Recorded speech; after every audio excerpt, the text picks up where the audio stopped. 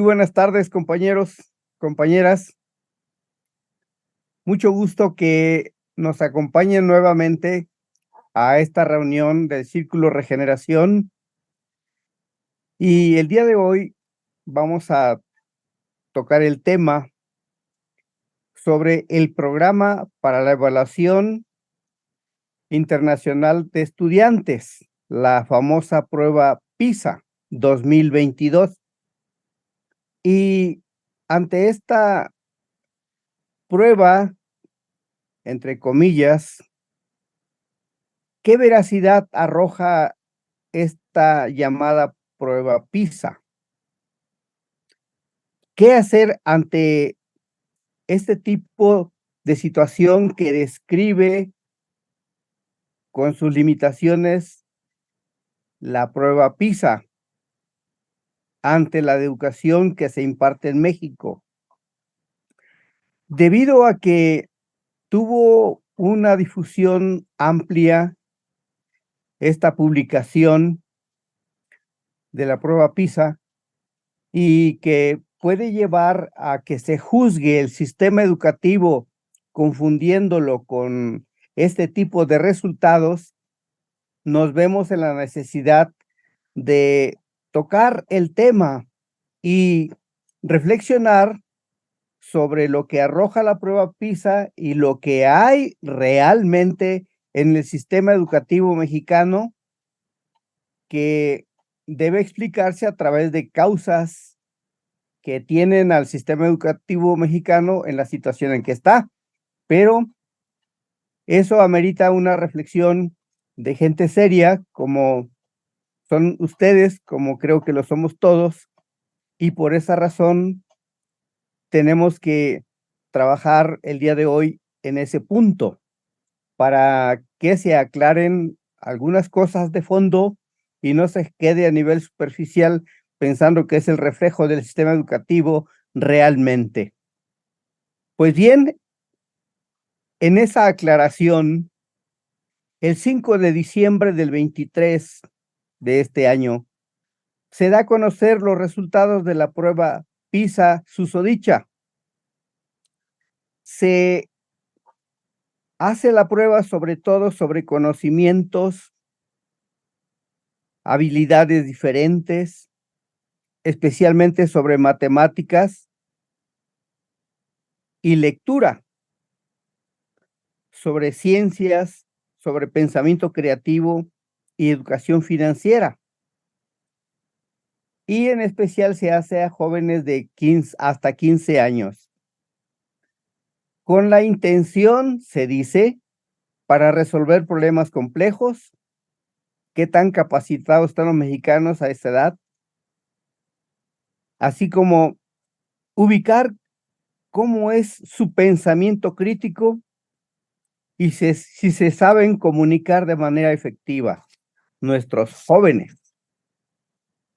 Entonces, a consideración de muchos mexicanos, la prueba PISA no refleja para nada el nivel de desarrollo del sistema educativo mexicano, no lo refleja cabalmente, pues el sistema educativo mexicano va de la mano con el propio desarrollo de la situación económica o social del país, y este sistema educativo mexicano es parte es la superestructura del sistema económico social de México.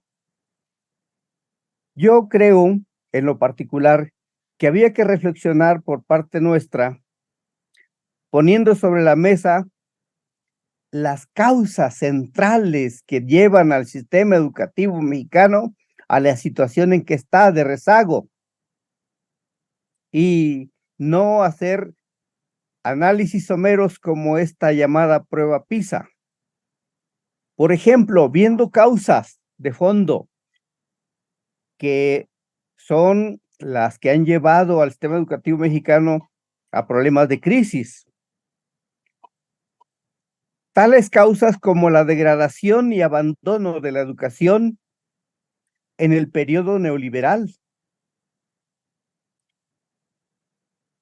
Degradación porque ya vieron cómo descalificaban a nuestros jóvenes de ninis, y el abandono porque no solo eran rechazados nuestros jóvenes, sino a la vez se les cerraban oportunidades de todo tipo para el desarrollo de educación y cultura a nuestros muchachos, y poco apoyo a la educación desde la primaria en adelante, por una parte. Por otra más, año con año el rechazo de nuestros jóvenes de nivel medio superior, y no se diga de superior después, fue creciendo y se fue convirtiendo en un problema nacional sumamente fuerte. Entonces, el sistema neoliberal no, no atiende a nuestros jóvenes, y ese rechazo creciente se va haciendo una bola de nieve, en donde nuestros jóvenes van tomando caminos, pues, antisociales y de otros tipos que fueron causados por ese abandono neoliberal. Otras causas, como los problemas económicos para el alimento de los niños y de nuestros jovencitos, que no pueden ir a la escuela por problemas económicos. Eso no se discute, creo yo, cuando se sabe que muchos, incluso que estuvieron en algunas escuelas, tienen que abandonarlas por estos problemas económicos. Y otro elemento más que ponemos sobre la mesa, problemas de cada vez menos presupuesto público para la educación. Se tiende siempre en el neoliberalismo a la privatización de la educación. Cómo florecieron como hongos las escuelas privadas desde el kinder hasta superior. No se diga también de nivel licenciatura, maestrías y posgrados.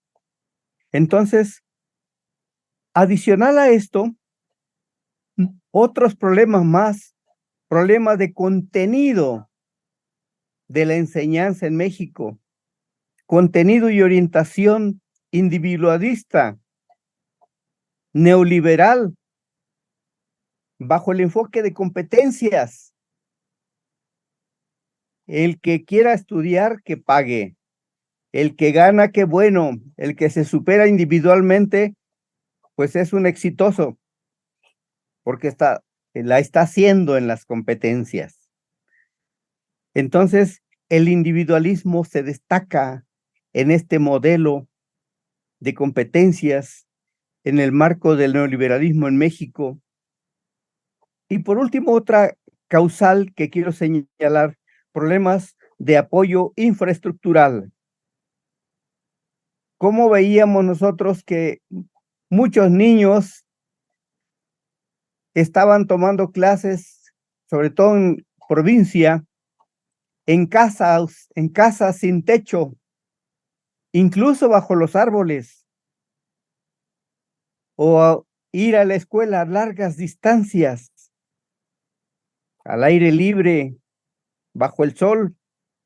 Y en las ciudades, pues evidentemente que no se escapan tampoco, sin apoyo a nuestros jovencitos, desde niños y jóvenes. Ya es mucho presumir cuando disponían de algunas computadoras.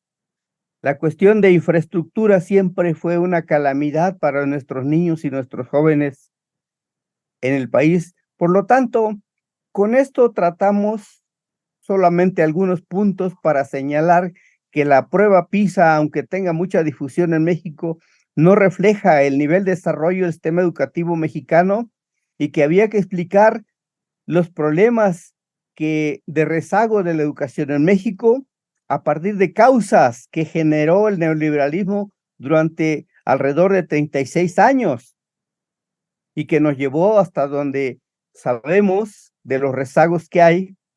Y gracias al cambio de gobierno con un régimen democrático, con el licenciado Obrador, esta tendencia se empieza a revertir. Entonces, esta tendencia ahora es con el apoyo de nuestros jóvenes desde niños, en donde hay que un modelo educativo en donde es educación para todos, con apoyo de beca a los distintos niveles a nuestros estudiantes. Está el apoyo a jóvenes construyendo el futuro, apoyo a las madres para el sustento de sus hijos, educación enfocada al desarrollo conforme las necesidades de las familias.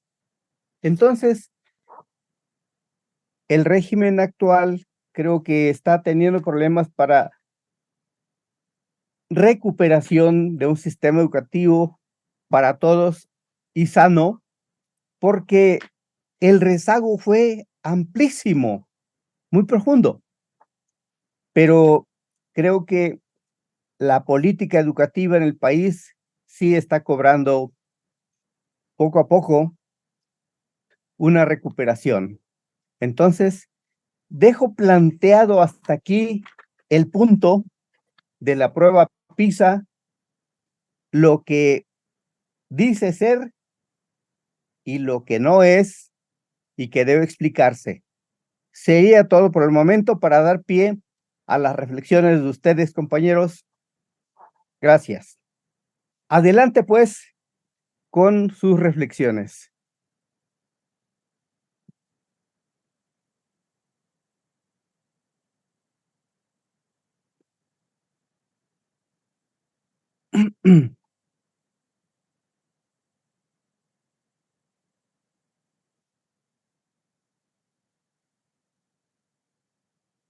Venga, compañera Vicky.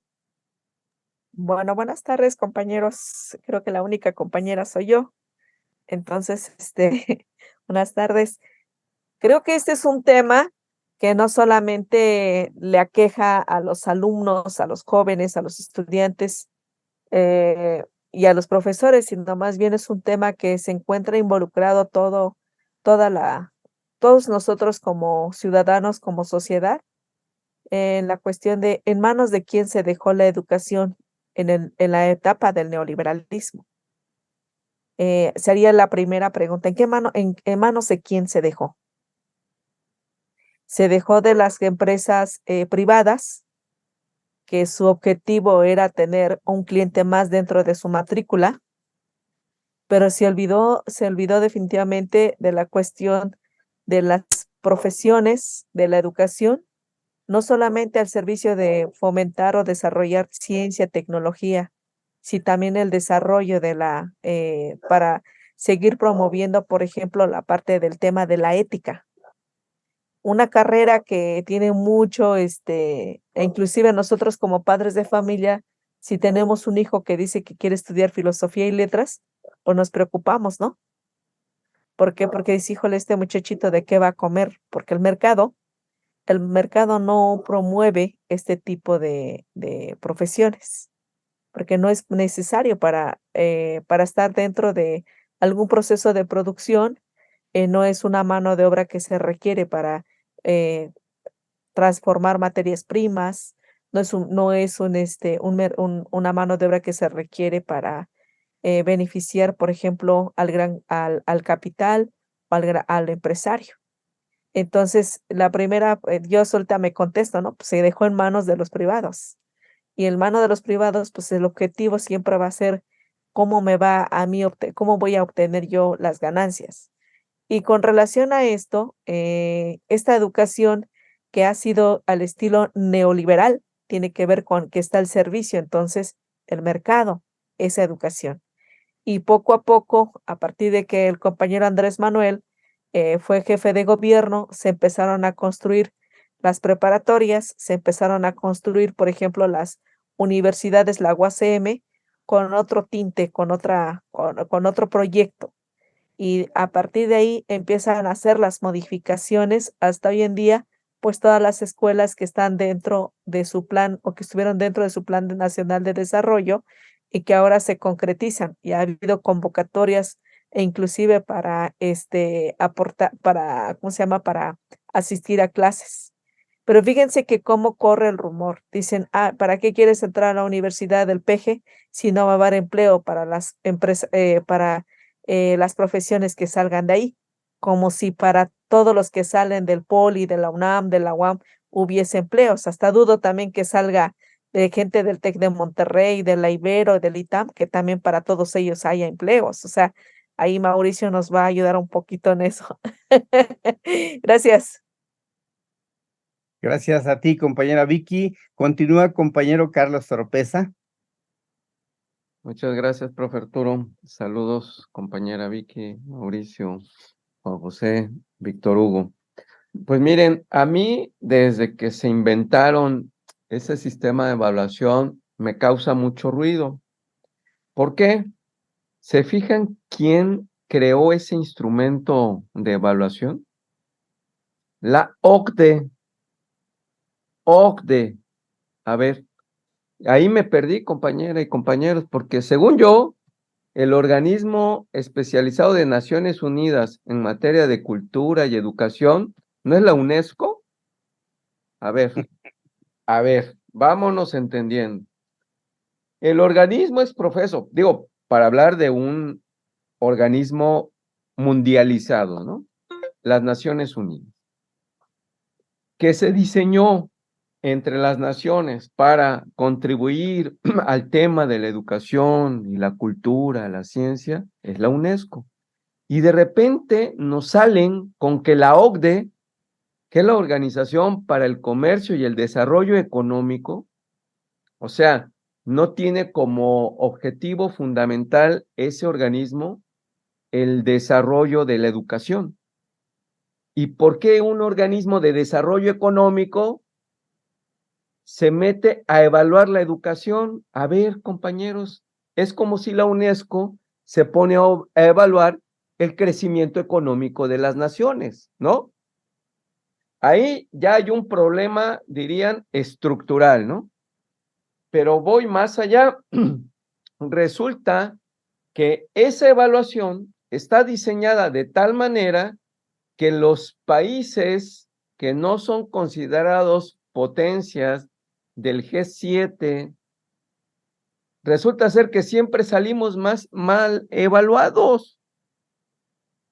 Ah, qué coincidencia, ¿no? Entonces nos dicen que Francia, bien, Japón, bien, Alemania, bien. ¿Y Estados Unidos, compañeros? Yo conozco el sistema educativo de Estados Unidos. Y déjenme decirles que así como que esté muy bien o mucho mejor que el nuestro, yo tengo mis dudas fundadas, compañeras y compañeros, ¿eh? Yo no veo que salga reprobado Estados Unidos. ¿Por qué no sale reprobado, compañeros? Eso, ¿quién evalúa? ¿Y quién evalúa al evaluador, no? Bueno, siguiente elemento. Resulta ser que en sus consideraciones de carácter técnico a evaluar, están temas que siempre llevan a lo que decía ahorita la maestra Vicky. ¿Qué tan comercial puede ser la educación terminal sobre un campo del conocimiento? Y entonces lleva a esta idea de que solo hay que enseñar lo que el mercado pueda pagar o se le dé la gana pagar. O sea, profesiones que sean rentables, pero rentables ¿para quién? Para quien las cursa, las estudia y después va a ejercer una profesión, o rentables para la industria y el aparato económico que controla al sistema educativo, porque aquí, lamentablemente, con lo que les estoy diciendo, no es que el sistema educativo controle al sistema económico, no, no, no. En el neoliberalismo, el sistema económico controla el sistema educativo. Ojalá pueda ser al revés, que el sistema educativo se imponga al sistema económico, porque querría decir que tendríamos una estructura educativa fuerte con instituciones fuertes. Entonces, A mí eso me causa muchísimo ruido. Y luego, esa dichosa prueba PISA no evalúa, por ejemplo, temas como historia y geografía. Y, a ver, ¿se da cuenta cómo el sucio neoliberalismo, bueno, corrijo lo del adjetivo sucio, el ignorante neoliberalismo, no le interesa la historia? ¿Por qué creen que no le interesa la historia?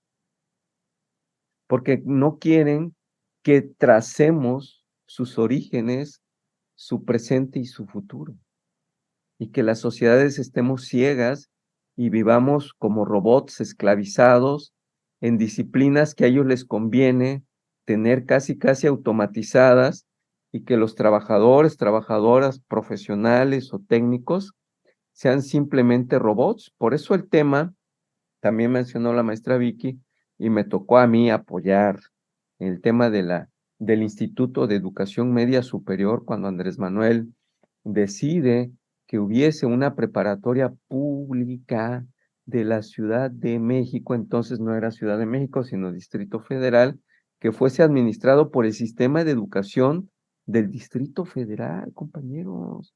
A ver, ¿por qué en el resto del país existían preparatorias federales y estatales? En el resto. Pero en la Ciudad de México no habían estatales. A ver. En la capital del país no había educación media superior a cargo del gobierno del Distrito Federal. ¿Qué creen? No, absurdo, ¿verdad?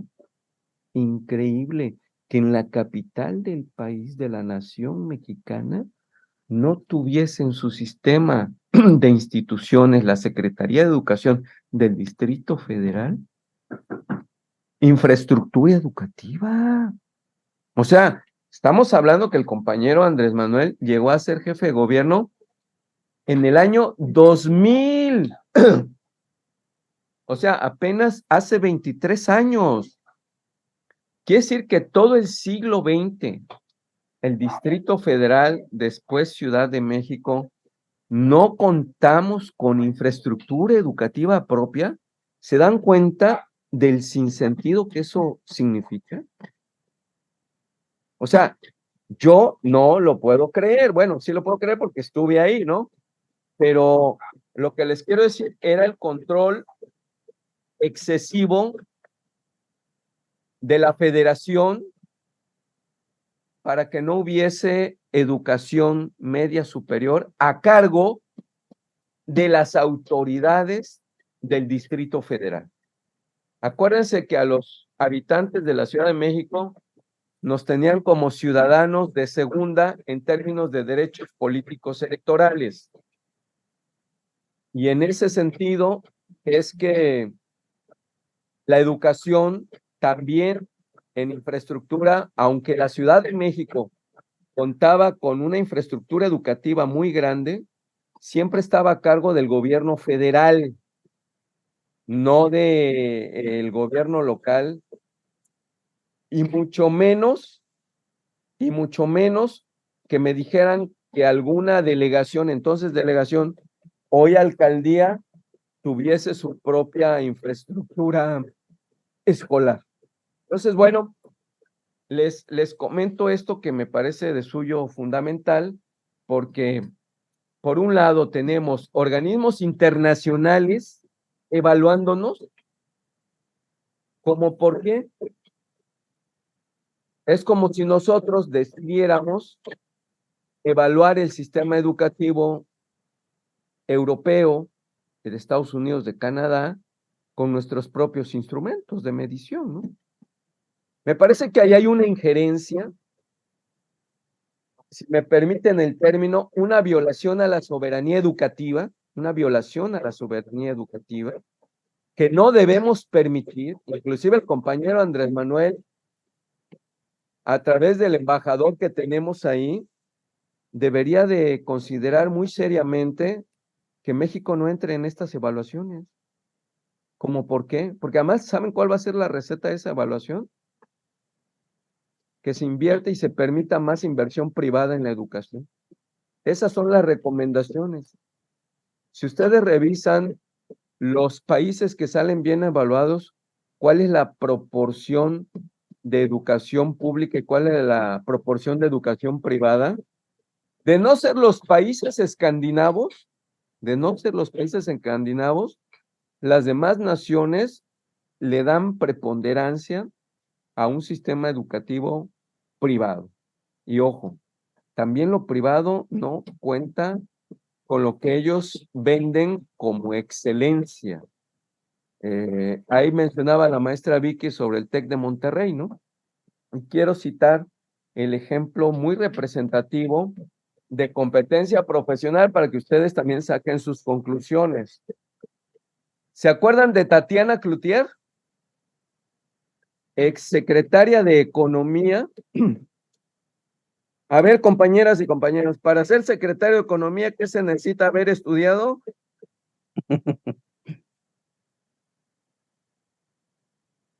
Matemáticas, sociología, Economía. derecho o economía, compañeros, economía. Bueno, ¿saben qué estudió la compañera Tatiana Cloutier?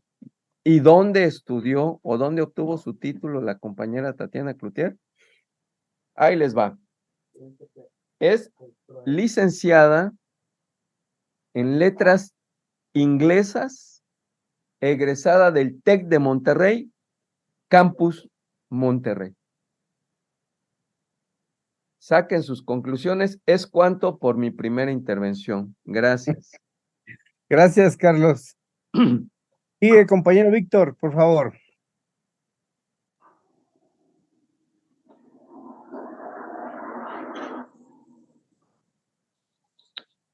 Voy a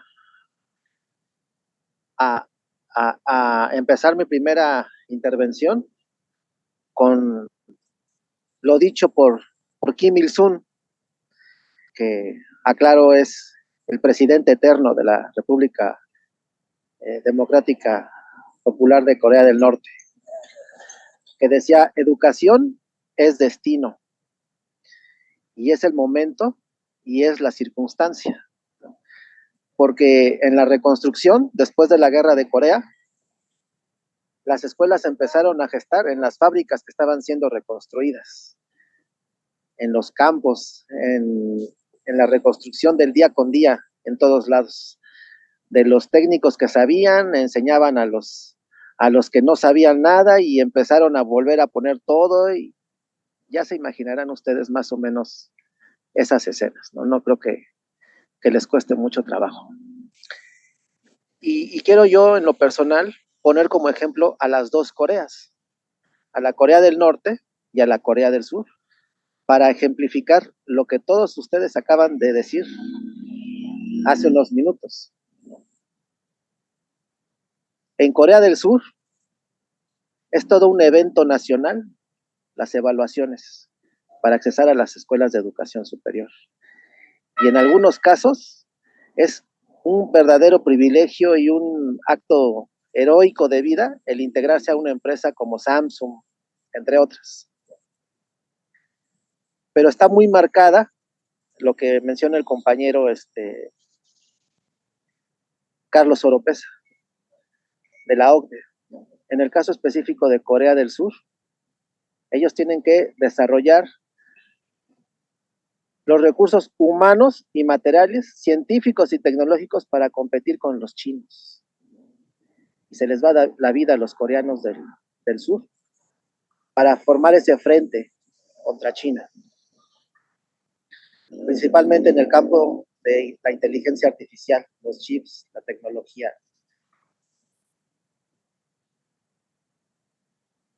Muy diferente, y es un sistema que esclaviza, que articula las cadenas entre la educación y el sistema económico. Es una pesadilla para los coreanos hoy en día. Todo lo que se suscita cuando se hacen esas evaluaciones, particularmente en Corea del Sur. Dicho así por quien han estudiado esos eventos, ¿no? Bueno, para un detalle, si hay algún alumno que vaya de morado a hacer la prueba de evaluación, cualquier patrullero o motopatrullero lo puede auxiliar y con sirenas lo lleva al centro de evaluación para que no pierda la oportunidad de ser evaluado. O sea, es todo un evento que les pone los pelos de punta a todos en Corea del Sur el día de la evaluación, ¿no? Porque ahí se define la vida o la muerte de cada surcoreano. Muy diferente a lo que es Corea del Sur, donde la educación, quiero hacer énfasis, en Corea del Norte, perdón, donde la educación está orientada al desarrollo del país, al desarrollo de su infraestructura, al desarrollo de sus capacidades económicas, al desarrollo de un bienestar que se extiende a la población en la medida de sus recursos y posibilidades, porque sabemos que también sobre ellos pesa un embargo. Pero es diametralmente opuesto el sentido de la educación, la orientación de la educación. También recordemos que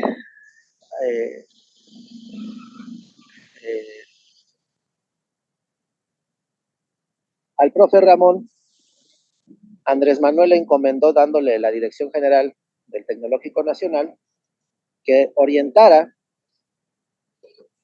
el fin último de todo este sistema educativo, que es el más grande de América Latina, a la economía social, que pues ahí falta mucho que afinar, porque pues es una tarea colosal que sin duda llevará mucho tiempo y muchos años, ¿no? Reorientar el sistema educativo, principalmente del Tecnológico Nacional. Y lo que dice la maestra Vicky, en manos de quién está.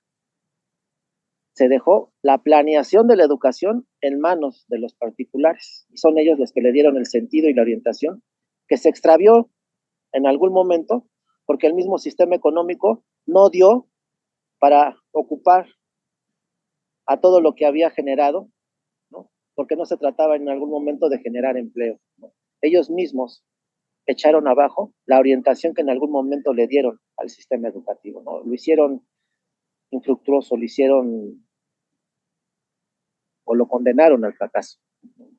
Entonces, es el momento, es la circunstancia de reorientar. Y estos nuevos libros de texto que he tenido oportunidad de ojearlos, no voy a decir que los he tenido oportunidad de leer todos, ¿no? Pero la orientación que llevan está muy bien, está correcta, va en el sentido correcto del conjunto de los libros de texto, estos que suscitaron tanta polémica, ¿no? Y pues la tarea que se queda pendiente para todos nosotros es reorientar el sistema educativo a propósito de establecer un proyecto económico que vaya de la mano con esa reorientación. No es, aquí yo quisiera hacer énfasis en que no es idealizar al sistema educativo en cuanto a, lo dijo el profesor Jaramillo, un pensamiento crítico, sí, bien orientado hacia dónde, ¿eh? Porque cuando no se tiene esa capacidad crítica, pues no sabemos hacia dónde nos lleva ese sistema económico, ¿no? Y eso es muy importante que lo haya mencionado el profe Jaramillo, ¿no? Tiene que haber un pensamiento crítico, a diferencia de un sistema educativo que nos lleve a una cadena interminable de idealizaciones o de teorías o de pensamientos abstractos y que no tenían fin, que no podrían tener fin nunca. La educación tiene que tener un sentido y una orientación y tiene que estar ligada a un proyecto, hacia dónde queremos llevar. Y por eso inicié mi intervención, mi primera intervención, con lo dicho así por Kim Il-sung, ¿no? Educación es destino. Es todo, compañeros, gracias. Gracias, Víctor. ¿Quién desea tomar la palabra? Hacer su reflexión.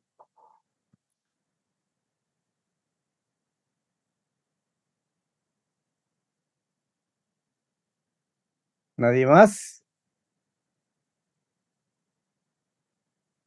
Yo quiero poner sobre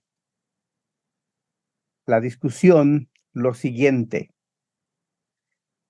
La educación que se imparte en México desde el inicio, desde el kinder hasta superior, en periodo neoliberal, dentro del propio sistema capitalista en general, el sistema educativo mexicano no está para resolver problemas sociales de entrada.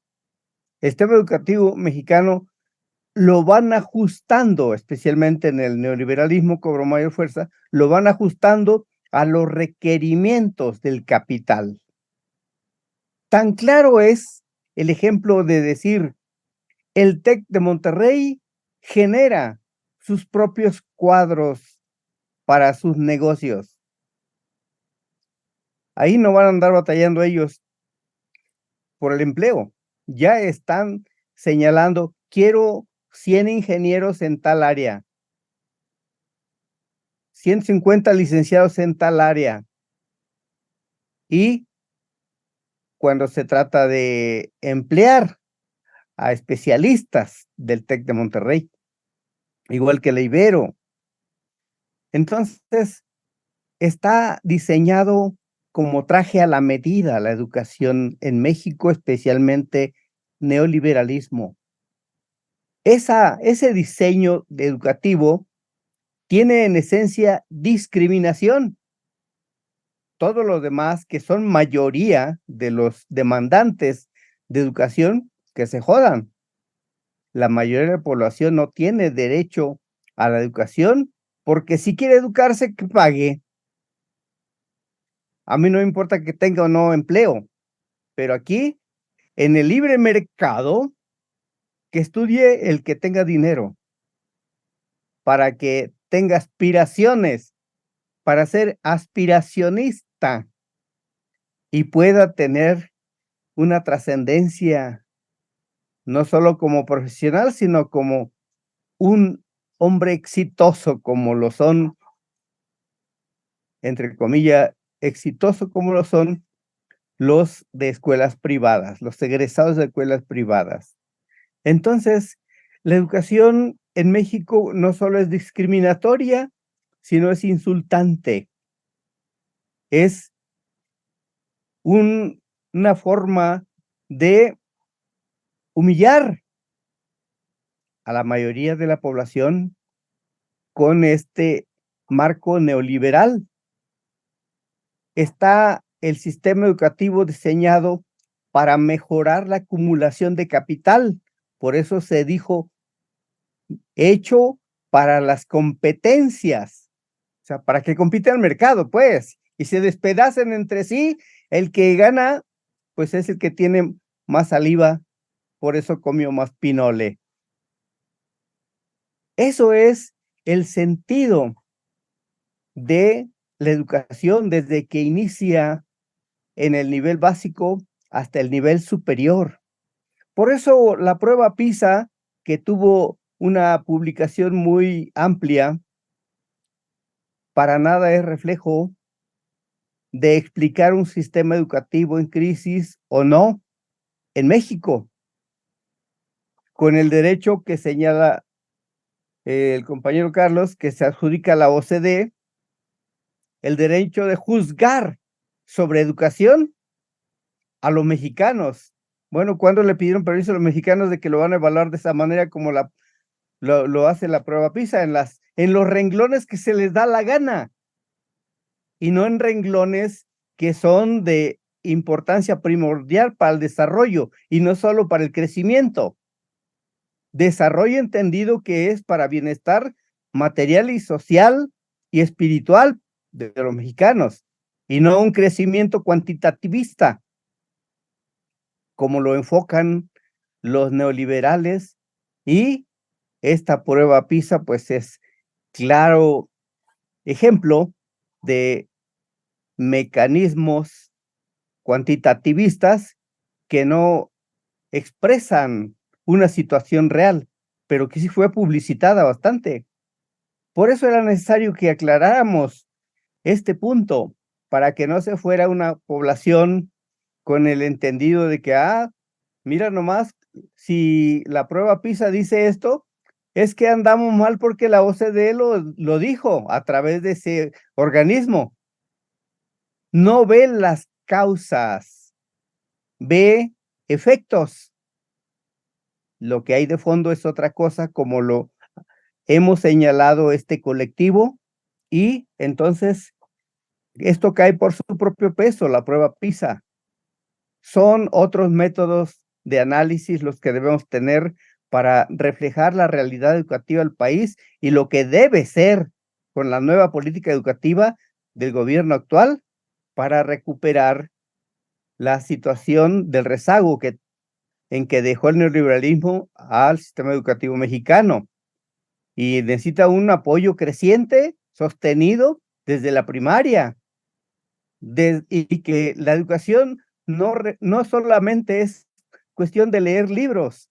La educación tiene que venir acompañada de un buen alimento, de un buen espacio, de infraestructura, de una ética profesional, de docentes. Y bueno, son un paquete de cosas que hasta pues la cuestión material y no material tienen que ir conjuntamente. Hasta ahí dejaría agregada esta reflexión para sus consideraciones, compañeros. Adelante, quien guste continuar, compañera Vicky. Yo creo que de ahí viene la parte importante de la 4T. Los compañeros y compañeras que iniciamos este movimiento de regeneración nacional antes de que Morena fuera partido, pues sabíamos que todo tiene que ver en su conjunto. La parte de la política económica de la 4T, la parte del Plan Nacional de Desarrollo, que era el proyecto alternativo de nación de la 4T, que tendría que ver con la parte de la educación, con la parte de la seguridad, con la parte de educación, seguridad y por ejemplo, la cuestión económica, la atención a las personas que tienen menor ingreso, por ejemplo, con esta política de primero los pobres. Entonces, se esperaría que ahora yo la verdad es que me quedé con un poco, y tal vez por desconocimiento, me quedé con un poco como esperanzada de que la compañera Delfina, estando en la SEP, hiciera ciertos cambios, entre ellos, por ejemplo, quitar las certificaciones por parte de organismos internacionales, como es a través de la ONU, a través de la OCDE, a través, por ejemplo, también del Coneval o Ceneval, que da también certificaciones a la parte de la educación.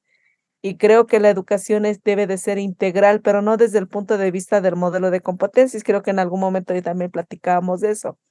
Más bien integral, y debemos de empezar hasta para cambiar el lenguaje. Yo los invito mucho a eso, porque cuando nos referimos antes de la primaria decimos, pues ya un lenguaje muy estadounidense, ¿no? Yo escucho a mis alumnos cuando me dicen Miss, es que vienen de una escuela privada. O sea, ya traen una onda, ya un enfoque, una ideología, una mentalidad de que debe de ser una educación al estilo gringo. O, por ejemplo, cuando decimos kinder, ¿no? O no, pues no es un kinder, eso es preescolar. Es la parte de preescolar. Entonces, modificar nuestro lenguaje preescolar, profesor, profesora. Y esta cuestión de la modificación también tiene que ver que, fíjense, yo creo que el sistema económico capitalista, donde imperó mucho la cuestión ideológica de que si tú sabías inglés tenías abierta la puerta del mundo y que te podías, no sé, hacer millonario, ¿no? Porque sabías inglés, como que muchas generaciones se quedaron con esa idea. Entonces, ¿cuántas escuelas no florecieron, no fueron muy exitosas porque ofrecían clases de inglés? Las clases de inglés es parte de la educación integral, pero no lo es todo. La matemática es parte de la educación integral, pero tampoco lo es todo. Entonces, cada uno de esos elementos son importantes para la formación académica, pero educación me refiero a educación académica, porque la educación, pues como palabra como tal, pues tiene muchos conceptos y muchas acepciones, pero yo me refiero a la parte educativa porque el compañero Jaramillo toca sobre esta cuestión del tema de PISA, ¿no? Entonces, sobre eso me enfoco. Entonces, creo que desde nosotros debemos de empezar también a cambiar este lenguaje de que es muy pro neoliberal, esta cuestión de esta mentalidad de que los jóvenes, si no están en una escuela de alto nivel, de alto rendimiento, no la van a, pues no van a triunfar en la vida, ¿no? Y pues si tú no trabajas con una empresa, no vas a triunfar en la vida. Muchos que hemos trabajado en empresas nos damos cuenta que la empresa te va a pagar y te va a explotar 8, 12 horas. O sea, no es tampoco de que vienes de una escuela a otra, te va a explotar menos o más, ¿no? O sea, es la misma forma, ¿no? De trabajo. Y ese sería mi comentario, que tenemos que empezar desde nosotros. Y bueno, pues no sé por qué la SEP en la 4T se ha quedado como poco tibia, ¿no? En esta cuestión de las certificaciones y en esta cuestión de la calificación por calificadoras privadas, ¿no? Hasta ahí lo dejaría. Gracias, compañera Vicky. Continuamos con compañero Juan José. Adelante. Sí, a mí me gustaría traer a estas reflexiones, a este análisis que se está haciendo sobre la educación, el punto de que sí, efectivamente, esto es producto de la devastación neoliberal de nuestro sistema público de educación. Pero también recordemos en manos de quién estaba la educación pública durante el periodo neoliberal que nos gobernó, nos destruyó en este aspecto. No olvidemos en manos de quién estaba la educación pública, quién mandaba en la Secretaría de Educación Pública, en el Sindicato Nacional de Trabajadores de la Educación. Esto estaba en manos del Baester Gordillo, ni más ni menos, ¿no? ¿Quién ponía secretarios de Educación Pública? El Baester.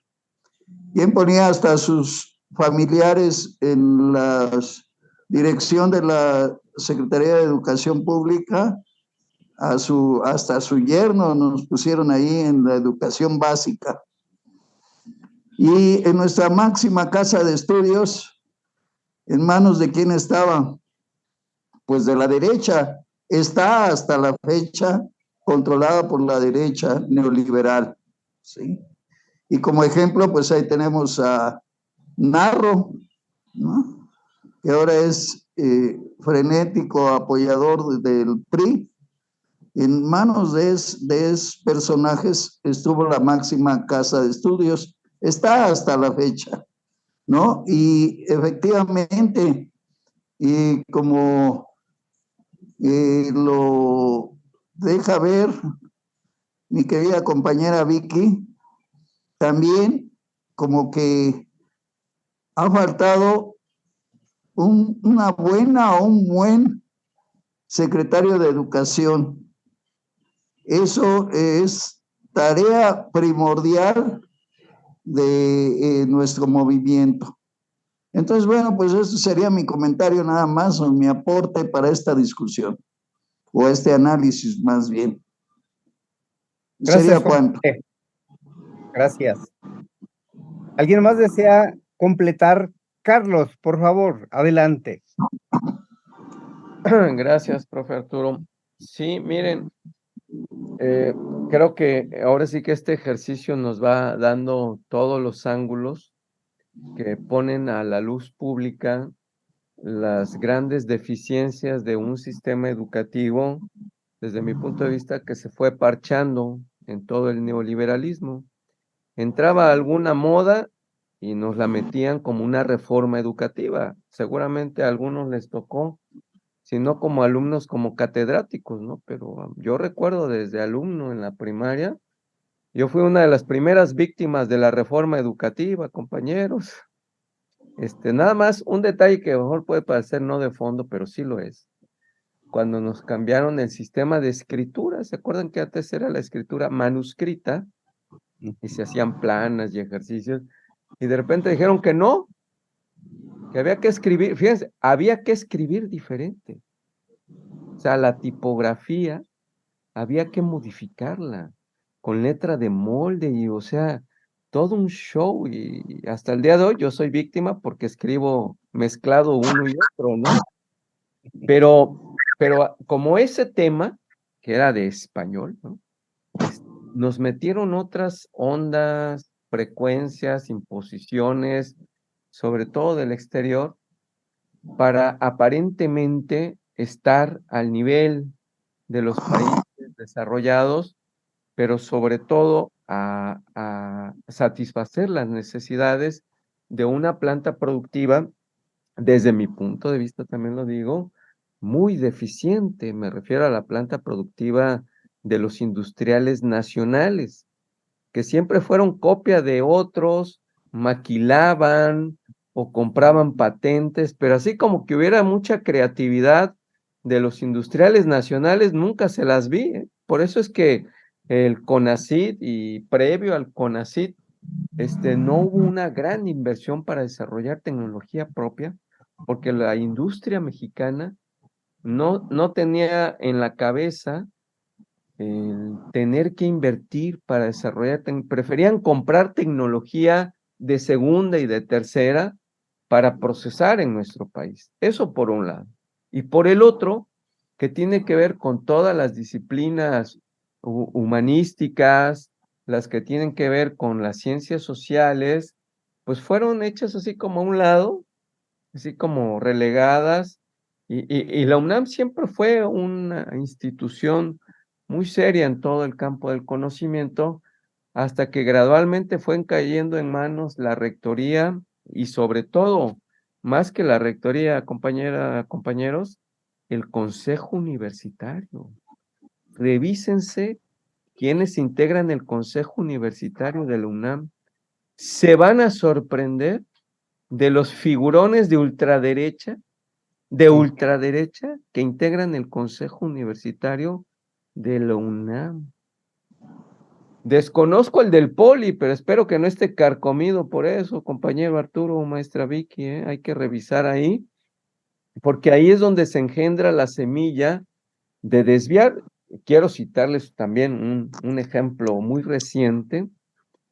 En la Facultad de Derecho de la UNAM, hace unas semanas, no tiene mucho, se trajeron a una dama guatemalteca, política, se dice libertaria, es de estas de ultraderecha, contratada ¿por quién creen? Por el Grupo Azteca, por Salinas Pliego. Y la dama forma parte del Partido Libertario Guatemalteco, así como el equivalente del de Milei de Argentina, para que ubiquen la calidad del panucho. Y si bien es cierto es que la UNAM es un espacio neutral y universal donde concurren todos los pensamientos, el problema es que ahora en UNAM veo muchos conferencistas con inclinaciones extrema derecha. Ojo, y hay que escuchar qué dicen hasta ellos, ¿no? Pero me parece que ahora se ha cargado mucho del lado de la derecha y esto evidentemente trae efectos desde nuestro punto de vista negativos porque afecta nuestra soberanía educativa, insisto yo en el término soberanía educativa, porque no lo recoge nuestra Constitución. La Constitución en su artículo 3 le da una preeminencia muy relevante a la educación, pero no la define como soberanía educativa. Y yo creo que sí, hay que avanzar en ese sentido, Mauricio, compañeras, compañeros, porque así como la materia económica, la soberanía económica del país es un eje fundamental para nuestra vida independiente, considero que la soberanía educativa debe ser en esa categoría considerado en nuestro cuerpo normativo legal superior y además en lo material quitar, como decía el compañero Juan José, las lacras del sindicalismo charro que todavía están enquistadas en la planta magisterial de nuestro país. Si bien es cierto que hay muchos maestros y maestras que tienen la vocación bien puesta y muy comprometidos con su trabajo. También es cierto es que hay un grupúsculo, sobre todo en torno a esta ex lideresa del Sindicato Nacional de Trabajadores de la Educación, que, que son los corifeos de todos estos gobiernos neoliberales y se encargaron de destruir la carrera magisterial, de destruir este fundamento de la actualización permanente para darle un carácter meramente escalafonario, ojo, o sea, un sistema en donde la actualización magisterial no tenía como objetivo principal mejorar la calidad educativa, que es lo que debería de ser. Y yo diría la calidad educativa, pero con el eje de la soberanía educativa. Y no, a los maestros y a las maestras los ponen, según esto, entre la Secretaría de Educación y el sindicato, a un sistema escalafonario en donde te meten a cursos de verano y diplomados y especialidades y terminar tu maestría y doctorado, pero solo con un propósito, escalafonario. Ojo, no es suficiente, no es lo mejor. ¿Por qué? Porque muchos maestros y maestras, pues lejos de pensar en la calidad educativa y en un modelo de educación soberanista, pues estaban pensando en que había que cubrir el requisito y los créditos para cobrar más salario. Y bueno, nadie está peleado con tener una mejor percepción salarial, por supuesto. Pero si ese es el objetivo primordial, pues se vuelve uno un simple obrero de la educación y no en un término o en una definición peyorativa de obrero, sino simplemente en prestarnos a un sistema escalafonario que en el fondo, ponle que le dé competencias, como se dice, un sistema de competencias, pero no necesariamente de habilidades, capacidades y compromiso con tu comunidad y con tu nación. Y ahí yo creo que lo que nos comparte el compañero Víctor Hugo es muy importante, lo que sea Kim Il-sung, ¿no? Educación es destino. Y efectivamente, el sistema post-revolucionario mexicano y el neoliberal, pues el destino que fueron forjando fue el de la dependencia, no el de la soberanía, no el de encabezar un modelo que pudiese ser ejemplo para otras naciones, por lo menos en nuestra América Latina, en el subcontinente, sino un modelo educativo de la dependencia, pero ya no solo tecnológica, ya no solo económica, ya no solo productiva, sino la dependencia educativa. Y decía bien la maestra Vicky sobre su parámetro de identificar de dónde vienen sus alumnos, ¿no? Quien te dice Miss, ¿no? ¿Se han fijado que toda la televisión comercial está llena de publicidad de estudia inglés, Interlingua, Harmon Hall y no sé cuántas más academias milagrosas, que en solo 3 sesiones ya sales hablando inglés, compañera y compañeros, ¿eh? Claro, pagando tu respectiva inscripción y las correspondientes colegiaturas. O sea, como que asociar entre más pago, más conozco. Y yo conozco personas que han invertido fortunas y ¿saben qué? Ni el good morning bien dicho, ¿eh? Si no, ahí está. Fíjense, les voy a poner ejemplos de presidentes. ¿Se acuerdan de este presidente que tiene maestría del TEC de Monterrey, Campus Toluca, y que es licenciado en Derecho y que gobernó o malgobernó este país en el sexenio previo? Enrique Peña tiene maestría del TEC de Monterrey, aunque usted no lo crea. Y para los programas de maestría del TEC y de mayoría de las instituciones educativas, necesitas tener la traducción de 2 idiomas y el dominio de uno. Yo supongo que él seleccionó el inglés, ¿no? Pero cuando se puso a hablar un día en Washington sobre el infrastructure, yo quedé sorprendidísimo del grado de maestro que da el TEC de Monterrey. Digo, no generalizo, habrá quien sí sepa, ¿verdad? Pero para muestra un botón, o ahí les va el otro, del que hablábamos en el prólogo de esta sesión. Vicente Fox Quesada, ¿saben quién le dio título? La Universidad Iberoamericana, la Ibero Campus Santa Fe. Le dio título de Administración de Empresas. ¿De veras escribió una tesis Vicente Fox con la ortografía que le hemos visto en el Twitter? ¿De veras? Bueno, deben saber, por ejemplo, cuando fue disque gobernador de Guanajuato, ¿no? Bueno, tiene un título de la Ibero, aunque ustedes no lo crean. Claro, su examen profesional fue a puerta cerrada, ¿verdad? ¿Se imaginan que hubiera sido un examen profesional a puerta abierta? Híjole, pues de ahí sales riéndote, ¿no? No, para que vean la corrupción, ojo, introduzco el elemento de la corrupción en el sistema de educación privada. A ver, ¿cómo le van a dar un título a ese señor?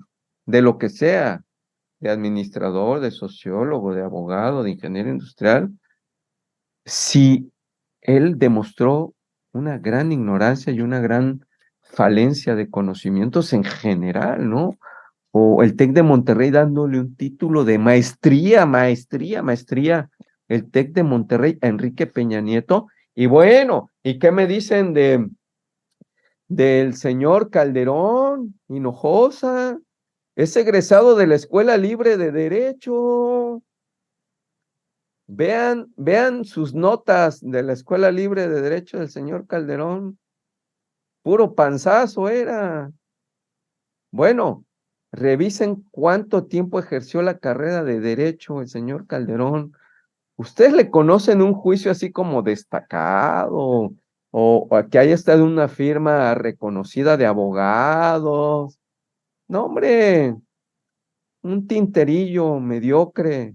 Y lo demostró, imponiéndose en una elección fraudulenta y teniendo un gobierno totalmente fracasado, ¿no? A lo mejor tiene mejor ortografía que el inútil de Fox, pero tampoco fue un brillante abogado, hay que decirlo. Y así podemos ir viendo que el sistema educativo, siempre en esta idea de ir tras el ejemplo, las recomendaciones de Estados Unidos, de los organismos internacionales, como decía la maestra Vicky, ¿por qué la maestra Delfina no se desconectó de la evaluación PISA y de otros criterios, ¿no? Que también yo estoy de acuerdo, maestra Vicky, que el Coneval y que las certificaciones, la mano del muerto, compañera y compañeros. Para eso las propias universidades serias tienen sus claustros académicos que evalúan a los egresados en sus competencias, en sus habilidades, en su conocimiento. ¿Y por qué necesitan recertificarse? ¿Saben por qué? Por un mero lucro. Ahora resulta ser que la educación entra a un sistema de mercado donde yo permanentemente me tengo que estar certificado y ahora Mauricio, si quiere ser abogado durante 20 años, tiene que pasar 2 certificaciones, cada 10 años tienes que reevaluarte, Mauricio. Y si no te mochas con tu lana, no pasa. Bueno, imagínate eso. Eso, sí, sí. No, mira, si es tu decisión seguirte capacitando, pues qué bueno, vas a ser más competente profesionalmente y te desarrollas, ¿no? Pero eso de que te obliguen, o imagínense que lleguen al extremo de condicionar la vigencia de tu cédula profesional, o sea, que tu cédula profesional sea como refrendable, ¿no? Así como un sellito, ¿no? Tipo licencia de conducir, ¿no? Cada 3 años, ¿no? O cada año, dependiendo del tipo de profesión que ejerces. Pues eso es absurdo, es irracional, es inconcebible, es inaceptable y creo que en el nuevo sistema nacional educativo debemos, o yo les propongo, compañeros, el concepto de soberanía educativa y que en esto trabajemos para quitarnos ese mundillo de las certificaciones y las recertificaciones, que no es más que un vulgar negocio para lucrar. Fíjense, hasta con este esquema también irracional de negarle el acceso a los jóvenes a la educación superior, se inventaron un mercado negro, perdón, un mercado secundario, en donde surgieron muchas empresas educativas que te preparaban para los exámenes de admisión. O sea, perdón, o sea, tengo que capacitarme para pasar un examen donde todos sabemos que solo aceptaban al 10% de los que lo presentaban. Y yo pregunto, ¿había una póliza de garantía en estas escuelas o empresas certificadoras que decían que yo podía pasar el examen de la UNAM y del Poli? Y si el Poli y el UNAM no me pasaban, me devolvían mi dinero. ¿Había una política de devolución, de satisfacción del cliente? Digo, hablando en términos mercantiles, ¿no? O sea, pues si me preparaste para pasar el examen de la UNAM y la UNAM me rechaza, ¿me vas a regresar lo que te pagué? Aguas, feo, feo lo que nos ha tocado vivir, compañera y compañeros, esto. Eso hay que cambiarlo, ¿eh? Eso, y espero que la compañera Claudia no se nos vaya a torcer a la mitad del camino o antes, ¿eh? Hay que entrarle con contundencia, con fortaleza, porque hay muchas mafias, no solo la sindical, sino las que ya mencionamos, el Consejo Universitario, los rectores de las universidades autónomas, de muchas entidades federativas, son cacicazgos políticos. La Universidad Autónoma de Yucatán es un cónclave priista panista. Y ni les digo de qué andan preocupados, todo menos la educación. Bueno, ¿saben cuánto cobra un rector? Bueno, les voy a dar el dato que me consta, el del rector de la UADY, Universidad Autónoma de Yucatán. 140,000 pesos, compañeros. ¿Cómo ven? No Pobrecito. todos los del INE cobran más que el presidente, ¿eh? Hay gobernadores y rectores de universidades autónomas que cobran más que el propio presidente de la República. Ahí se los dejo. Y me... Sí, Mauricio.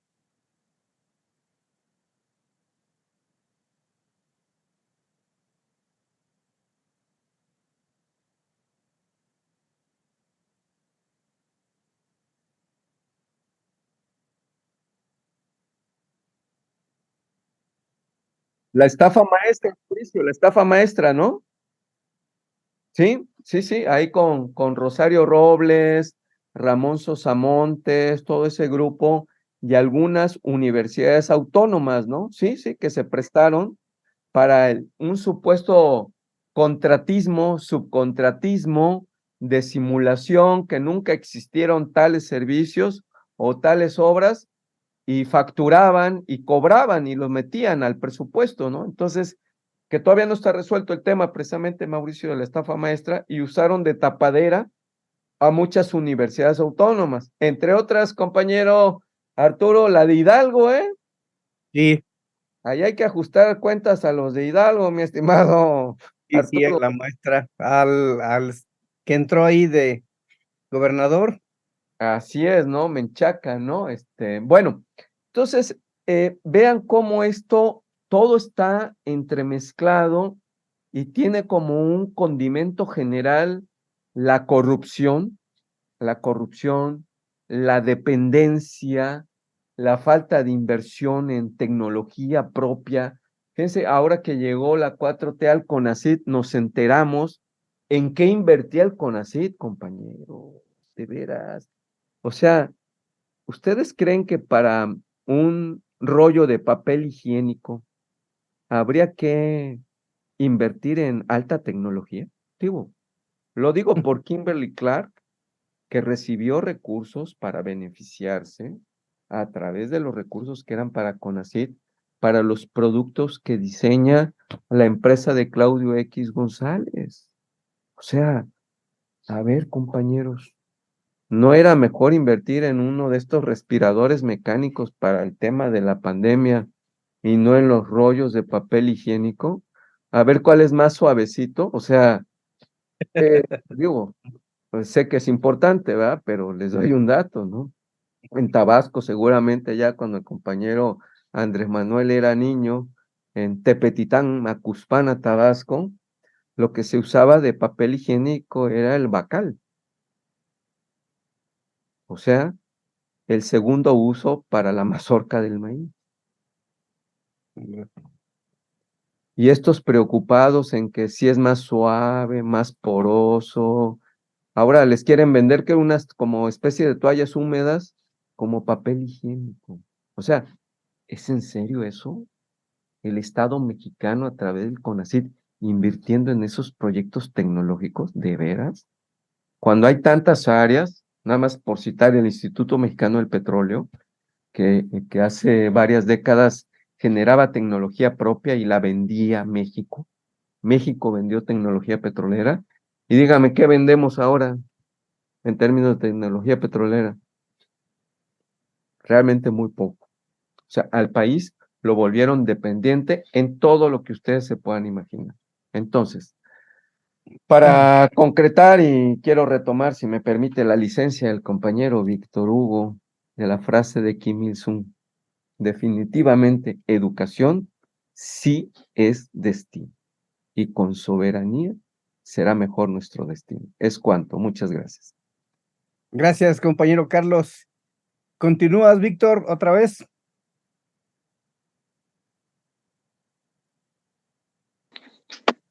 Pues yo creo que nos va quedando claro que el sistema educativo actual, en uno de sus más recónditos aspectos, pues reproduce y continuará reproduciendo un status quo, ¿no? Lo hemos dicho, no directamente así como lo estoy diciendo, pero lo hemos detallado más que bien.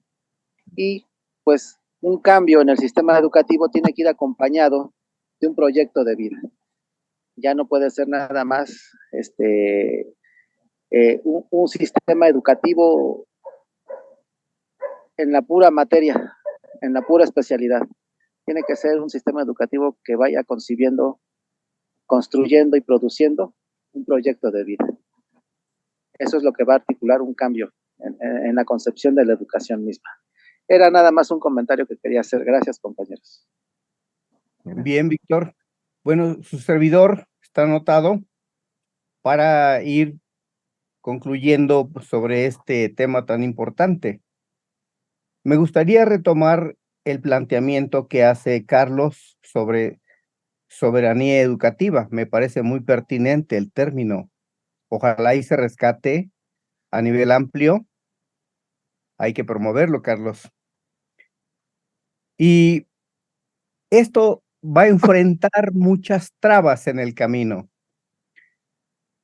Varias generaciones en el periodo neoliberal, varias generaciones nacieron en ese modelo, crecieron en ese modelo, se formaron en ese modelo neoliberal y ejercen en ese modelo neoliberal. ¿Cómo van a pensar?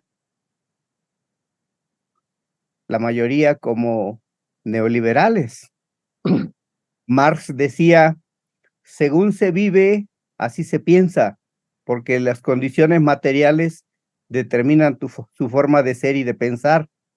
Y yo creo enteramente de ese planteamiento de Marx.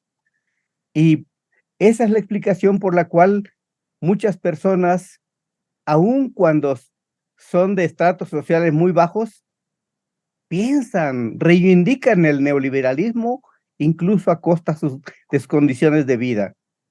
Entonces va a haber muchas trabas en el camino para lograr la superación, para lograr superar el rezago educativo en México, pero no basta con que nos lamentemos, hay que hacer algo. Para reivindicar la soberanía, yo creo que sí hay que retomar planteamientos que está haciendo el licenciado Obrador. En primer lugar, sí se necesita cambiar contenido y enfoque de los programas a nivel institucional y que no solo sirva para preparar técnicos o tecnólogos para el capital privado, sino especialistas y profesionistas y técnicos para resolver problemas sociales. Pero además hay otro elemento más, que es una traba que hay que superar. Nuestros gobernantes de primer nivel, a nivel del país, deben a su vez proponer que dirijan la educación personas que tengan una forma de pensar social, que tengan una manera de enfocar la educación distinta. En otras palabras, un pensamiento nacionalista, un pensamiento humanista, con moral, con ética. Sí los hay. Entonces, había que retomar esa parte del planteamiento obradorista, que aparte del contenido y orientación de los contenidos de programas, también está el que se vaya colocando a la cabeza de la educación gente con ideas progresistas, que no sea democracia ficticia, sino democracia verdadera, nacionalista y humanista. Entonces, eso va a ir transformando la mentalidad, el colonialismo educativo del que padecemos, la transnacionalización educativa. Y eso va a ir lento. No lo podía hacer López Obrador en su sexenio. Imposible. Habíamos dicho que el sistema educativo se ha diseñado al pie y a la forma en que lo exige el gran capital para su reproducción. Y no es fácil desarraigar esas raíces profundas del neoliberalismo en el pensamiento educativo. Así que yo creo que pensar en soberanía educativa es pensar en esos cambios que son profundos. El nacionalismo en la educación, el humanismo en la educación, la ética en la educación, todo eso va contra la corrupción, que no es fácil quitarla. ¿Por qué se pone a otro hermano de derecha en la UNAM para dirigir la educación? Pues por corrupción, porque el sistema podrido todavía tiene lazos que quiere mantener al sistema educativo dominante con carácter neoliberal. Entonces, son de las trabas que hay que superar. Y eso se tiene que ir promoviendo desde núcleos tan humildes como el nuestro, planteando propuestas como hoy se está haciendo. Esas serían las reflexiones agregadas para ir concluyendo.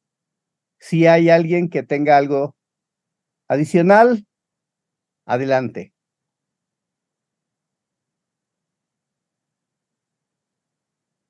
Si no, vamos a pedirle, como siempre, a algún compañero que cierre la reunión con sus conclusiones.